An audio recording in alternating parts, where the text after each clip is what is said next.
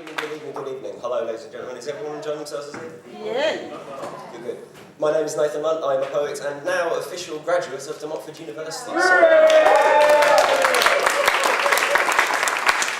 I mention this partly because word in the Leicester poetry community has been a massive part of me managing to complete university, and also because I'm now preparing to enter the daunting world of reality. And rather than take this in a terrified prospect, I've decided to approach it with optimism. I realise, looking through a lot of my writing, that I have matured significantly, and whilst a lot of my older stuff used to be quite pessimistic, negative, a little bit angsty, I've decided to take it in a different direction, because I can't really complain about the world being a terrible place if I continue to propagate that negativity in my writing. So I thought I'd take it in a different direction.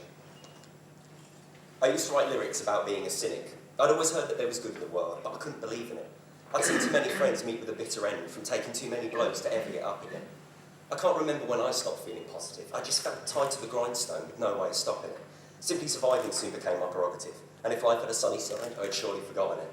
And if I'm honest, I was reaching my limit. My every rhyme a flaying lifeline tied to a spirit that was feeling disconnected from the world I was living in. Where I should have showed compassion, there was only ambivalence. Optimistic disposition disappointingly meaningless. Expectations of greatness fade in the face of experience. It's hard to maintain faith in the fundamentals of morality when good intentions clash with the backlash of reality. But this is really not the way the world has to be, divided by silence and near colliding with catastrophe. We try to find reminders that the grime is only skin deep, and underneath the negative dregs, life is a masterpiece. I could continue to dwell on the negative, selling myself the same old story of unchangeable fate. But then how would I progress from under life's duress if those same concepts of stress are all I propagate? As aggravated states of frustration translate to apathy, we try to look for someone else to expel effort instead of us. But if we hit back at life's harmful dilemmas by working together, we're better prepared for what's ahead of us. And I know I'm hardly the first person to notice this, and there's a cavalcade of civil-minded scribes preceding me. But while they're still seeking the same solid solutions, I can play my personal part to pass on peace poetry.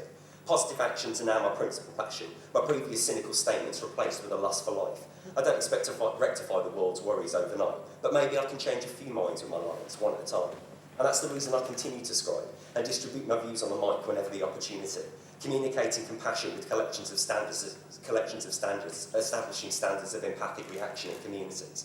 No more isolated status in my life or my writing, time to revitalise a style derived from negative energies. Now there's music and poetry, but there used to be woe and grief, as I celebrate the present and the potential that's ahead of me.